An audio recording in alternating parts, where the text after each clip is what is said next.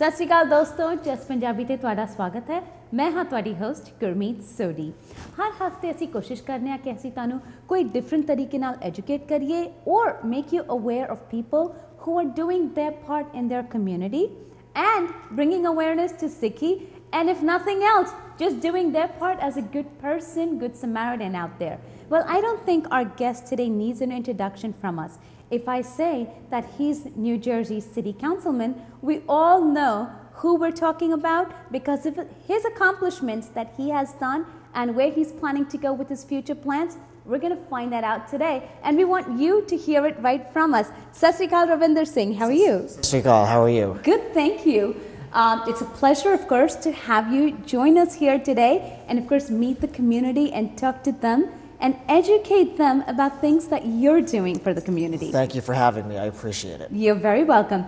The sab to pehla assi shuru karne a ki you're currently serving as New Jersey Hoboken's city councilman. That's correct. I sit on the city council in Hoboken as a councilman at large.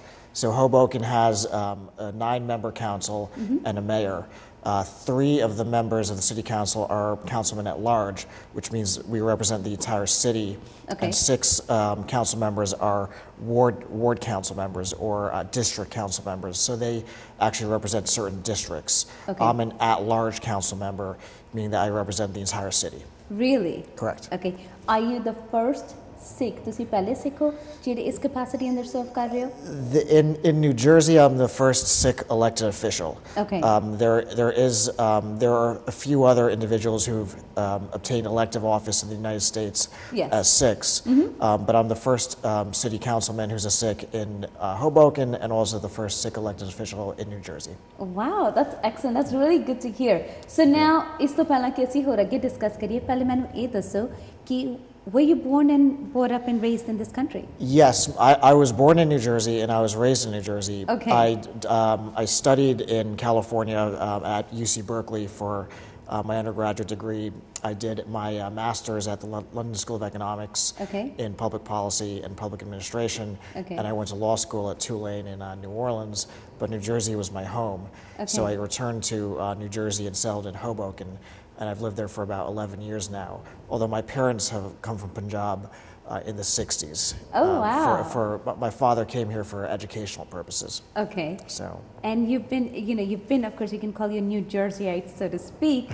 Now, what made you go into politics? ਤੁਹਾਡੇ father, parents, anyone else in politics? ਜਿਨ੍ਹਾਂ ਦੀ ਵਜ੍ਹਾ ਨਾਲ ਤੁਹਾਨੂੰ politics ਦਾ ਸ਼ੌਕ ਲੱਗਿਆ? You know, there's nobody who's in my family who's formally involved in politics. Oh. But my first interest in politics came when I was a child. At the dinner table, we would spend time discussing national politics in the U.S. This was when President Carter and President Reagan were serving. And then 1984 happened, which was a big tragedy to the Sikh community when Darbar Sahib was attacked on June 4th, June 6th, 1984.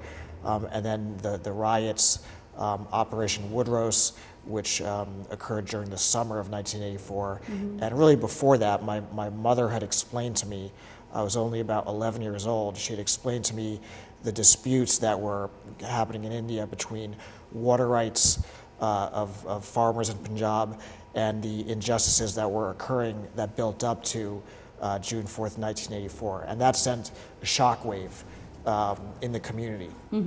It really woke people up, and it really created an awareness in myself that it's important to get involved in the political system. It's important for us to identify as Sikhs and assert our rights as Americans as well. So that's how I got involved in politics. It wasn't through a father or an uncle who was a politician. Somebody who held your hand and say, all right. Right. It was really what had happened to our community in 1984 made me realize that if we don't engage our public officials, we won't be heard and we won't be able to exercise any influence. Wow. So that's really what took my interest in politics generally. Okay. And now you've been serving as a New Jersey councilman for how long? I was elected in June of 2009, so I've been serving for almost 2 years. Almost 2 years I'm almost midway through my term, which ends in 2013. Okay. Now, when you were planning to run for this, okay, you're a lawyer, very well accomplished lawyer. Thank you. Now, thinking about running for an office, did you think like, all right, you know what, do I need to give up my practice and do this also, you know, or just take this on, do this side by side? We want to educate, you know, of course, our viewers about this because, as you know, we have Career Day coming up really soon with Sikh Coalition. So we do want people to know about this also, that, you know, being an attorney and then considering to serve as a public elected official. How does that feel, and what made you do that? Right, Gurmeet, elective office and seeking elective office is a very serious commitment. They call it a part-time job, but really I found it to be a second job that continues nonstop and in different ways. So one thing I would suggest to anyone seeking to serve, and there are different ways to serve the public. You know, elected office is one way to serve, but if you're going to make that decision, think about it carefully. Think about the sacrifices. I did have a law firm, but just to run for office, you need resources, you need to raise money. There's a huge time commitment. I have a law firm, and I had to take a leave of absence from my law firm for a period of about 4 to 5 months just to be there out on the streets, knocking on doors, meeting people at bus stops, train terminals, anywhere we can find them, senior citizens, different groups, and it's all consuming. It places a strain on your family, so you should make sure that your loved ones, whether it's your parents, your spouse, your children, are prepared for that commitment with no guaranteed outcome of success. Exactly. So that's it is a big commitment. But it's important. It's important for us to get involved as well. So I wouldn't discourage anyone from considering that option, but I think that they should go into that process knowing that it is time consuming and it does involve sacrifice. Just weigh all your options out. Correct. So you know what, I know we're going to take a short break. Before we do that, on a lighter note, how did your wife, I know you're married. Yes. So how did your wife feel about this with you? You know, they say your wife is your first spouse, and of course, your first spouse, I say that, and then your work becomes your second wife. Now, you've got your wife, you've got your law firm, you're on your third one. Right. How does that feel? How did she take that? Well, she actually encouraged me to run for office initially. Her name is Navneet, and she, at the time, there was a strong feeling of anti-incumbency. And I was about 35 years old. We had a young daughter, and we saw what was going wrong in Hoboken, and she said that if there's any time in our lives for us to make that effort to make a difference in Hoboken, now's the time.